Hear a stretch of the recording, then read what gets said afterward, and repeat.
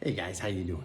I tell you what, let's just talk a little bit. Are you happen to be one of those people that's still involved in their 9 to 5 gig, if you will?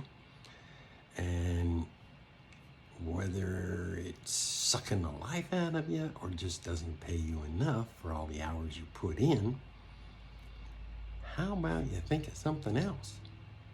But hey, hang on. Still got questions. You think you make enough to pay all your bills, go on vacation, and actually be able to put some stuff in savings? If you do, just go on. Don't even keep watching because you're doing fine. Do you by chance sell a product or deal with the products that people buy? And then you have to deal with all the customers that come in and bitch and complain? Yeah? Hey, that's gonna make your day pretty happy, right?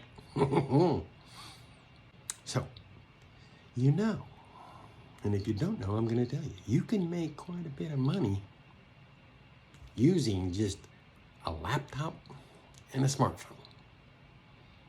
It's what I do. Been doing it a while, making some money. You can too. Later.